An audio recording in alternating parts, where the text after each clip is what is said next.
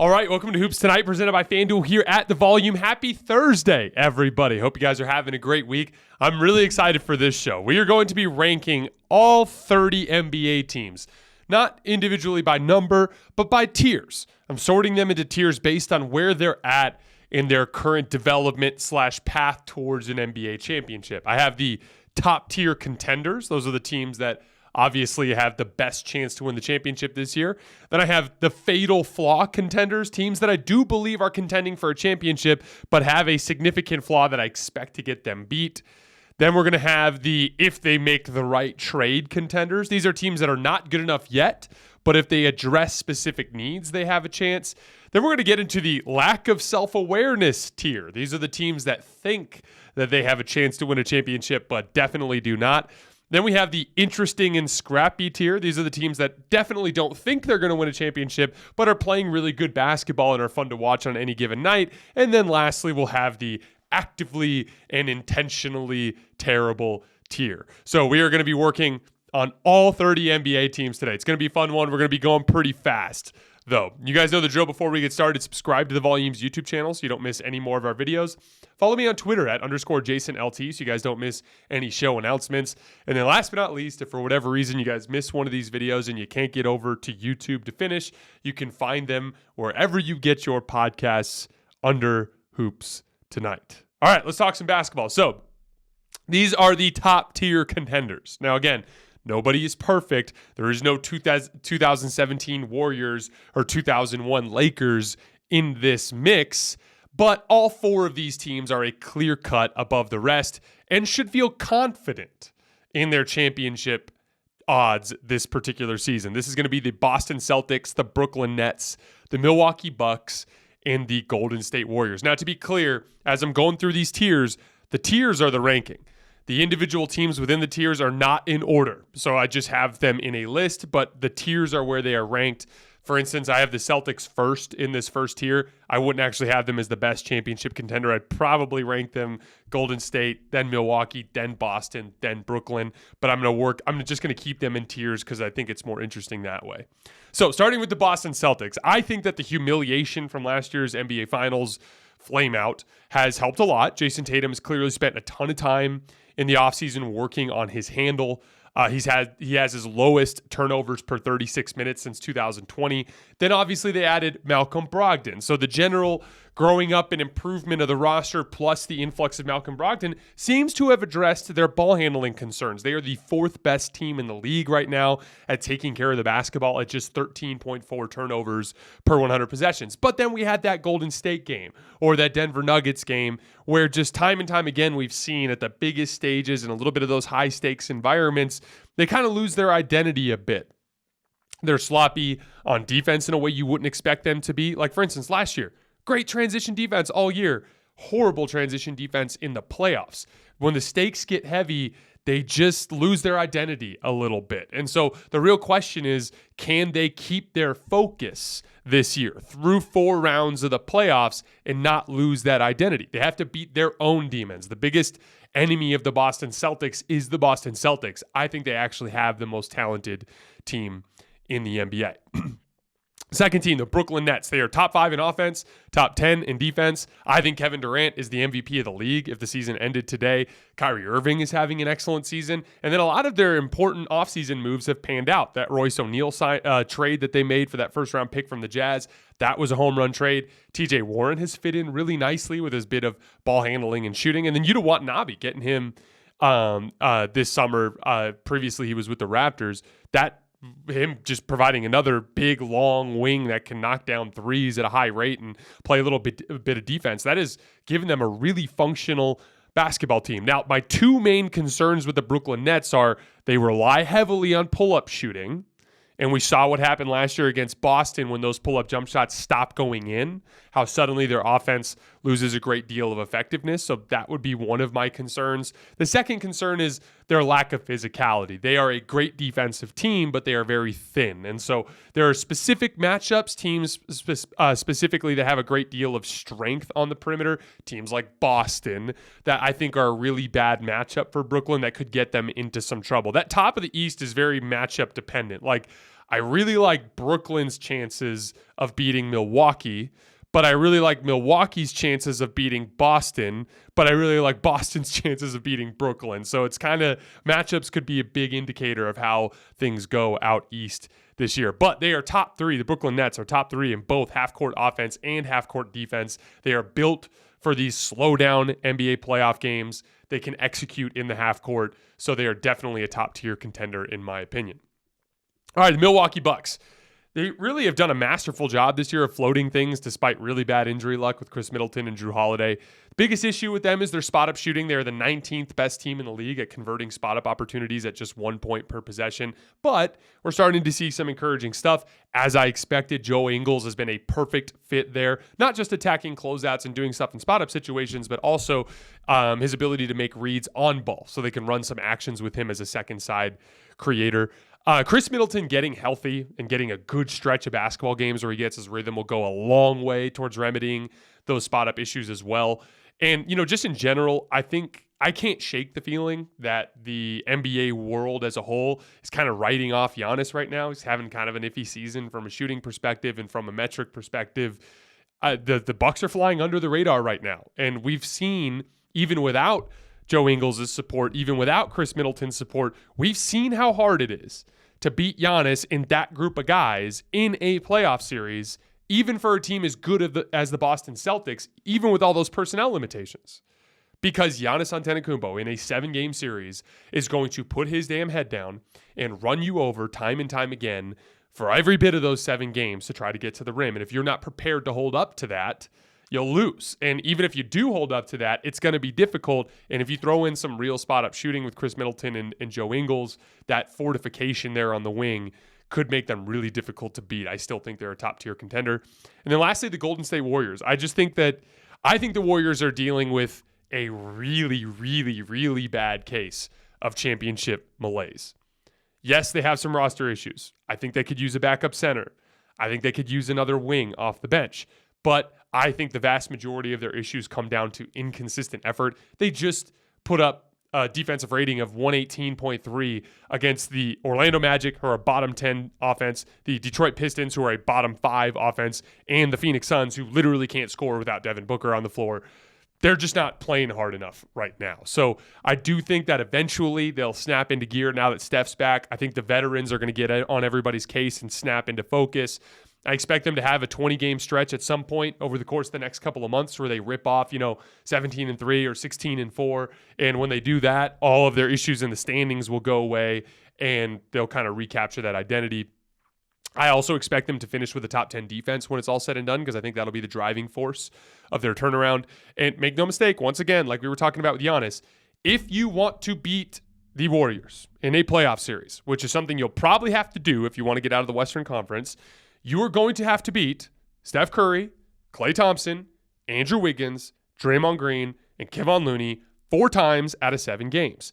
Yes, their bench has some issues. Yes, they've had inconsistent defensive effort in the regular season, but you know damn well, because we just saw it against the Celtics last year, and you just saw it against the Mavericks last year, when they are in those settings, they just execute on both ends of the floor at a higher level than anyone else in the league right now. And they're not going to care about them sucking on the road during February when they get to that point. They are the one team in this entire field that has earned the benefit of the doubt as it pertains to trying to figure out what their ultimate ceiling is. We know what it looks like. We know what these players are capable of. They just have the worst case of championship malaise that I can remember seeing, which makes some sense. This is a late-term championship. This was a championship at the end of most of these guys' careers. So it's a little bit harder for them to get the engine started. I do eventually think they'll get the engine started. As of right now, to be clear, I still have the Golden State Warriors winning the championship. All right, moving on to the next tier. This is the fatal flaw contenders. These are teams that legitimately have good reason to believe that they can win a championship, and they should feel confident in their locker room. But I expect these teams to get beat because of significant flaws that are historically proven throughout NBA history to get teams beat in the playoffs. Starting with Denver. They have the best offense in the league, or more accurately, they're tied for the best offense in the league at 117.1 points per 100 possessions, which is just what I expected before the season. I told you guys I expected Denver to be the number 1 offense, but I said that didn't matter if they didn't get enough stops defensively. There is a historic precedent in the NBA. In this millennium, you do not win a championship unless you have a top 10 defense. The only two exceptions are the Shaq Kobe Lakers and the KD Steph Warriors in 2018, who, by the way, were the 11th best defense in the league. So we have two examples where that wasn't true. One, they were 11th and they had two of the top three players in the world. And the other one, they had the two best players in the world in Kobe and Shaq. That's not a luxury that the Nuggets have. Functionally, when you get to the playoffs, teams target your weaknesses. That's just a fact. Strategically, over 7 games, when you have that much time to scout and you're running, over the course of a series, 500, 600, 700 offensive possessions, you're targeting the defensive weaknesses every single time that you can. Now, Denver has loaded up on some solid defenders, really like the Bruce Brown acquisition.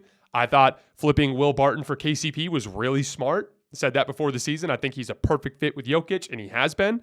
Aaron Gordon's having a great defensive season, but their best lineups, Denver's best lineups, feature 3 players that will relentlessly be attacked in a playoff series. Nikola Jokic, through spamming pick and roll with players that will force him to come up to the level of the screen and try to drive about around him, or just attacking him in switches when they have opportunities.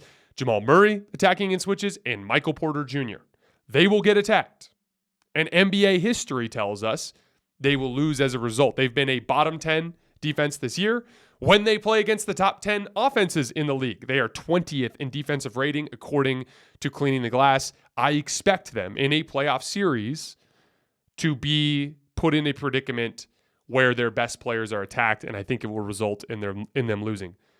Like Shaq and Kobe, like KD and Steph, you only win a championship with a bad defense if you have an otherworldly talent advantage. And the Nuggets do not. And so that's the biggest thing standing in their way. Memphis Grizzlies. They cannot score in the half court. They are a great team. They're tied for the second best record in the league. They're probably the most physically imposing team in the league. They're damn good on the glass. They have the number 1 defense in the league, but they lack total offensive skill and ball handling and shooting in most of their lineups. Ja Morant is the only guy who can consistently create shots for himself and his teammates at an extremely high level. So as a result, they have the 7th worst half-court offense in the entire league. When they get into the playoffs, teams will find a way to trap them in the half court, and when that happens, I expect them to struggle to score, which I think will get them beat. The only real chance they have is if Desmond Bane comes back and some of that off-the-dribble stuff he flashed, now he is back, but gets back to what he was earlier in the season, which is a really high-level dribble creator, and if that translates to the playoffs, it might improve them in those half-court situations, but right now, to this point in the season, through half the season, they've been a really bad half-court offense. That's going to be an issue when they get to the late rounds of the playoffs. Next, the Cleveland Cavaliers. Again, lots of reasons to be excited. 2nd best defense in the league, 7th best record in the league. The Donovan Mitchell trade was an absolute home run, but their best lineup features 2 small guards in Darius Garland and Donovan Mitchell, both of which are bad defensive players. Despite the fact that the Cavs as a team have a great defense, again, when we get into the postseason, we see these things get attacked. The best example I can give you guys is the Utah Jazz. The Utah Jazz functionally, in the regular season, a couple years ago, had an excellent defense. I think they were 3rd in defensive rating 2 years ago. But then what happened? Or it might have been last year. It was either last year or the year before. I can't remember exactly. But they had the 3rd best defense in the regular season. I think it was last year against the Mavs. But when they get into the postseason, it turns out that all those small guards that they have can get attacked. And so what ended up happening? They got attacked. All of a sudden, Rudy Gobert isn't just hanging out by the paint, blocking shots. Instead, he's covering ground in rotation and being dragged away from the rim. And teams are either getting high-quality three-point shots or rim attempts when Rudy gets pulled away from the rim. Next thing you know, their defense falls apart. I want to say that the Jazz had like a 130 defensive rating in that playoff run after being the 3rd best defense in the league to start the year. There's a difference between, what you can what kind of defense you can put out as a facsimile of defense in the regular season versus what actually works in the playoffs. It's kind of the difference between defensive versatility and, a defensive base concept. You know what I mean? Like in the playoffs, you need to have defensive versatility. You need to be able to go to different defensive coverages. And, when you have two small guards like Darius Garland and Donovan Mitchell, when you get into the postseason, I don't care how good defensively they were in the regular season, teams will find a way to attack those guys. And the big guy that I've seen them get attacked most frequently in these late game situations in particular has been Darius Garland, because he's so incredibly small. And, where you're seeing it is in those clutch situations. Cavs are second in defense, but they are 17th in defense in clutch situations. And it's because clutch situations mimic playoff basketball. It's a lot more matchup attacking, and that's where those small guards end up presenting problems. As I've been preaching all year, I expect that eventually the Cavs will have to consider flipping Darius Garland for a wing so that they can get away from that specific fatal flaw. Next is the Philadelphia 76ers. They are fourth in defense, sixth best record in the league. I think they have the most talented top four in the league between James Harden, Joel Embiid, Tyrese Maxey, and Tobias Harris. And Joel Embiid and James Harden both look fantastic this year, but Joel Embiid and James Harden have a history of not playing well in the NBA playoffs. Joel Embiid, his perimeter jump shot consistently falls apart in the playoffs, and as we've seen, that has become a huge part of his game. So if that happens again, that's going to be problematic. And then James Harden, we don't have to get into his playoff resume, but just consistently, probably the most consistent example of playoff decline in NBA history from a superstar player. So again, if they do play at that same level, if Embiid does continue to knock down his perimeter shot in the playoffs, if James Harden does continue to play at this level in the playoffs, I think the Sixers have a damn good chance to win. But the best indicator of future performance is past performance. And what we've seen in the past is that those two guys experience a significant decline when they get into the playoffs. Then the last two teams I have in this tier are the LA Clippers and the New Orleans Pelicans. Again, two teams that I absolutely think have chances to win the championship, but health is their biggest concern. Kawhi, Paul George, Zion Williamson, Brandon Ingram just can't stay on the floor and stay healthy. Makes it really difficult to evaluate them. Makes it really difficult for that team to build any continuity. They're going to have to play a certain way when they get in the postseason that they're not going to have enough reps from the regular season to lean on.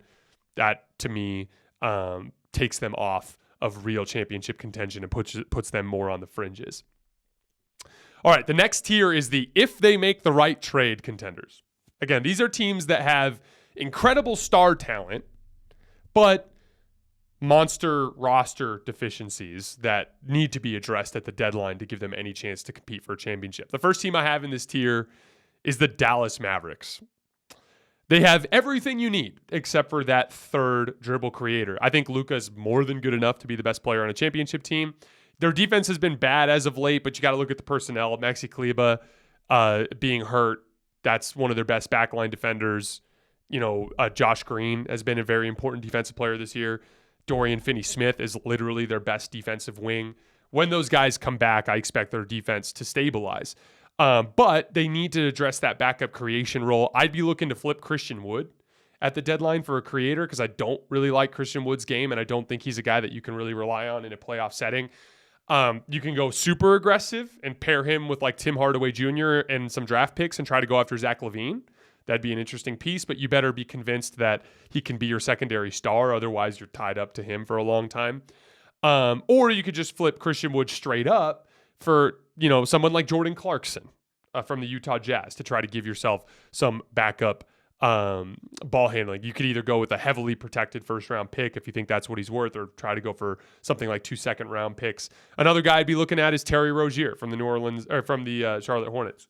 If you can get him in there in that third creation role alongside Luka and Spencer Dinwiddie, I think you have a better chance. No matter what, just somebody that can help them run coherent offense when Luka is off the floor and lower Luka's usage. Right now, this season, the Dallas Mavericks score 121 points per 100 possessions when Luka is on the floor and just 106 when he's off the floor. It's a significant drop-off offensively when he's off. They can address that. That's their big need at the deadline. Next, the Los Angeles Lakers. They have everything they need except for competency with wing size. They've got all the star power in the world. LeBron and Anthony Davis, I think, are definitively top 10 players in the league. The Ringer just released their NBA rankings the other day, and they have LeBron and AD both as top 10 players in the league. I sent out a poll the other day just seeing what the pulse was of the all of the basketball fans that follow me. And over 90% of the people who voted in the poll said that they believed LeBron and AD were both top 10 players. So there you go. You're checked in the star department. Their guard core is actually really solid. Dennis Schroeder has been one of the best veteran minimum signings in the league this year. Austin Reeves is an excellent backcourt piece. Lonnie Walker has had a very good season for the Lakers. Kendrick Nunn is even starting to play better after a nightmare start to the season. And then Russell Westbrook. I mean, it's a complicated and polarizing topic, but as a bench guard, he's not the worst option in the world. I think as long as the Lakers don't ever play him in a closing lineup, it's fine to keep him around. You guys know how I feel about Russ. I'm not going to get into it any further. And then when you look at the front court, they're actually really solid between LeBron James, Anthony Davis. Thomas Bryant has shown that he can be an excellent backup center for that group. And then Wenyen Gabriel flies around and just does stuff with his length and athleticism. But at the forward position, on the wing, they're incredibly thin. The only two forwards they really have are Troy Brown Jr., who's really undersized and does better guarding guards than he does guarding wings, and Juan Toscano-Anderson, who can guard opposing wings, but he really can't shoot. So he hurts you on the offensive end of the floor. So they desperately need somebody in that 6'7" to 6'9" range, preferably two guys that can shoot the ball competently on the offensive end of the floor and that can play defense on the perimeter, particularly against bigger wings. If I was running the Lakers, I'd go after both Kyle Kuzma and Bojan Bogdanovic. Both are reportedly valued for right around a first-round pick. The Lakers have 2 first-round picks that are both extremely highly valued around the league because of the incompetence of Jeannie Buss and Rob Pelinka. Now, matching salaries would be a little bit challenging. Kyle Kuzma makes $13 million, so you could go straight across with a guy like Patrick Beverley for Kyle Kuzma. But if you wanted to get Bojan Bogdanovic, you might have to get a little bit more creative. You might have to loop in a third team to get some cap space to help absorb salary. But I think that they should go after both, because if you put that backcourt with that front court with LeBron James and Anthony Davis and Kyle Kuzma and Bojan Bogdanovic on the wing, that to me is a contender that is just below that top tier. And if LeBron James and Anthony Davis play to the level they're capable of, then they're absolutely top tier contenders. And I have to keep reminding everybody because people don't understand, but the Lakers have been damn good at pretty much ever since they beat the Brooklyn Nets back on November 13th or whatever it is. They've been one of the top 10 teams in the league. So whatever your impression is of the Lakers, it's probably been poisoned by a 2-10 start to the season when Dennis Schroeder wasn't available, Thomas Bryant wasn't available, LeBron was playing like crap, and Anthony Davis wasn't making any jump shots. So it's a different team now than what they were to begin the season, and we got to adjust our expectations there. But even if they couldn't get both of those guys, just one, if they could just flip Patrick Beverley and a lightly protected first for Kyle Kuzma, that would monumentally improve their opportunity to win this season. They have the 8th best record in the league over the last 30 games, despite LeBron and Anthony Davis missing significant stretches there. If you get both of those guys back on the floor and you fortify that wing position, you have a championship contender, end of story. Next, Miami Heat. They have a ton to get excited about. They're 10-5 over the last 15 games, just 1.5 games back of the 6th seed to get out of the play-in. Bam Adebayo has gone up a level, particularly as a scorer, but they're still way too thin on the front line. They definitely need to look to try to get a big, strong forward, kind of a different archetype. The Lakers are more in the market for a skilled forward. For the Heat, I'm more concerned with a physical forward. So I'd be looking at guys like OG Anunoby on the aggressive end and guys like Jay Crowder on the less aggressive end, but a big, strong forward that can help fortify their interior presence. Okay, so we're moving on to the next tier. From this point forward through the rest of the show, it's going to be much more rapid fire. Obviously, these are lower level teams, so I'm not going to spend as much time talking about them. This is the lack of self-awareness tier. Every single one of these teams is trapped in mediocrity and unwilling to admit it. They probably have some sort of, misperception that they have an opportunity to win this year when they actually don't. And they have severe flaws that would need to be addressed before they could ever even hope to contend. First, the Chicago Bulls. Their stars do not compete physically, especially on the defensive end of the floor. Secondly, the Atlanta Hawks. They have major locker room issues. Their energy seems off half the time I watch them. Feels like any moment now Nate McMillan could resign. There's just a major chemistry issue in that locker room. Next, the Portland Trailblazers. They have the 6th worst record in the league over the last 26 games. Dropped another game at home last night to the Orlando Magic. Next, the Minnesota Timberwolves. Their best players can't play together. Anthony Edwards lineups are way better when D'Angelo Russell is off the floor. All of their one center lineups are positive. So if it's just Naz Reid, positive. Just Karl Towns, positive. Just Rudy Gobert, positive. But any combination of the two of them is negative, which goes right back to one of the fundamental team building things that I always talk about on the show. Don't build your team around two centers on the floor at the same time. You need to be able to compete in the up and down nature of the modern NBA. I think Anthony Edwards and Rudy Gobert make an interesting core, but I think they need to reconfigure the rest, probably resulting in them moving Karl Towns and D'Angelo Russell. Next is the Phoenix Suns. They lost 2 years in a row in deep playoff runs because their stars couldn't compete with the likes of Giannis or Luka Doncic. Well, now CP3 is worse than ever, and Devin Booker is having health issues. So that fundamental flaw that they have is only worse now than it's ever been. Plus, they've lost a lot of depth on the wing with the Cam Johnson injury and the Jay Crowder trade request. They're just a worse version of a team that was already fatally flawed. Next is the New York Knicks. Kind of a similar predicament to the Phoenix Suns. They have lots of talent. Mitchell Robinson's really good. Quentin Grimes is really good. RJ Barrett's really good. They defend at a high level, but you're not beating any of those top teams in the Eastern Conference if Jalen Brunson and Julius Randle are making all your offensive decisions for you. Next is the Sacramento Kings. They don't play any defense, and as a result, they can't beat any good teams. They're just 8-10 against teams that are 500 or better. Next, the Washington Wizards. Everyone on the team is overslotted. Bradley Beal, I really like if he's the second best player on your team, but on the Wizards, he's the best player on the team. I really like Kyle Kuzma if he's the third or fourth best player on your team, but he's the second best player on your team. And so as a result, everyone's kind of playing, above their pay grade, and as a result, they can't win games. And then lastly, the Toronto Raptors, they just don't have nearly enough ball handling and shooting. And so as a result, they can't score in the half court, and they can only win if it's a track meet, which just is never going to happen when you get into the playoffs. All right, moving on to the interesting and scrappy tier. These are teams that are further along in their development than the tanking teams and have multiple good NBA players that are young and exciting, but they aren't close to being good enough to push their chips in to try to go after contention. And there's no misconception in the front office where they think they're contending right now when they're not. The front offices for these teams probably know that they're going to lose in some early playoff round, but they look at it as valuable experience and part of that process towards getting to the next level. The three teams that I have in this tier are the Indiana Pacers, the Utah Jazz, and the Oklahoma City Thunder. I just did a deep dive on the Oklahoma City Thunder yesterday. You can find that there. I'm not going to talk any more about them today. The Utah Jazz, it's basically a team made up of trade filler from the Rudy Gobert and the Donovan Mitchell trades. And this season is basically a tryout for the front office to decide which one of these pieces they want to hold on to for the future and which one of these pieces they want to ship off for resources over the trade deadline. But they're young, talented, exciting. Lauri Markkanen looks like a franchise cornerstone piece. Really excited to see what Danny Ainge does with that group over the next decade.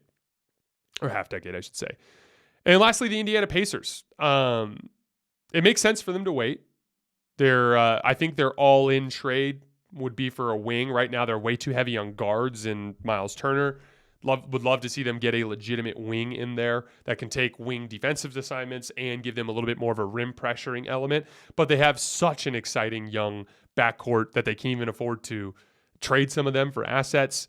They're definitely a really exciting young team. Tyrese Halliburton and his pass-first culture has transformed that backcourt. All right, lastly, the actively and intentionally terrible tier. These are teams that basically serve one purpose, giving young players low-pressure reps so that they can evaluate and see what they project to be as NBA players. They're bad, and they know they're bad, and they're playing the long game. First is the Houston Rockets. They desperately need a veteran ball handler to get in there and teach their young guards game management. This is an important detail of being a ball handler that I think goes underrated, especially in young players. I talk a lot about the important skills of beating coverages in the NBA, right? You've got to have a certain amount of ball handling, off the dribble shooting, finishing at the rim, and making reads, right? But it's not just as simple as that. That's what you do on a single possession. But over the course of a game, to make the math easy, let's say there's 100 possessions in an NBA game. Well, in addition to those 100 possessions, let's say that I am on the floor for a 32-minute shift out of the 48. So that's roughly 70 possessions. And then, I'm sharing those possessions with my teammates. So maybe I've got 40 initiation possessions if I'm Jalen Green, right? In those 40 possessions, it's important for me to feel the value of all 40 of them versus the value of any one particular of them. So there is a time and a place for specific types of shots. Like higher difficulty shots are better reserved for when you've built your rhythm and you're feeling very confident and you feel very good about that shot when you're rising up to take it. Whereas like early in the game, when you're building your rhythm, it's better to make reads to try to get your teammates going so they feel confident throughout the game, or to seek out and hunt out easy shots so you can build your rhythm to be able to make the tougher ones at the end of the game. But no matter what, there is a feel of the game, especially as it pertains to the scoreboard. Down 8, up 8, close game, you're on a run, they're on a run, whatever it is, those ebbs and flows of the game in many ways are controlled by the ball handlers and their ability to slow the game down when the other team's on a run to really execute and get a good shot, for instance, right? Or the transition pull-up three, when you're on a run, you're feeling confident and you feel an opportunity to snatch the other team's heart. That's maybe an opportunity to be more aggressive. But that feel is something that Kevin Porter Jr. and Jalen Green really struggle with. And so getting in a legit veteran ball handler, kind of a similar thing to what we were talking about earlier with Oklahoma City, or I should say yesterday with Oklahoma City. Like, I'd love to see them target a Kyle Lowry or a Chris Paul or something in the late end of their career, just to bring in, not to do anything specific for them on their team, but do what like Rajon Rondo did for the Atlanta Hawks, which is like just go in there and be a mentor to some of these young players and help them feel the game out. The Detroit Pistons, Charlotte Hornets, and San Antonio Spurs, no specific thoughts there, but they're also in this tier. And then the last team in this tier is the Orlando Magic. And my one note there is I expect them to jump into that interesting and scrappy tier next season because of the level of talent they have on the wing and just how good their young players are, in the sense that they're too good to continue to lose basketball games. And they're becoming a very difficult team to beat on any given night. They've been over 500 for the past month or so. They just won last night in Portland. So I expect them to move up to that next tier. All right, that was fun. All 30 teams. How about that? You guys know the drill. I'm going to be taking I have one other video this week. It's going to be 5 burning questions for next season. I believe that one airs on Saturday. So keep an eye on the feeds there. As always, I appreciate your support, and I will see you guys next time.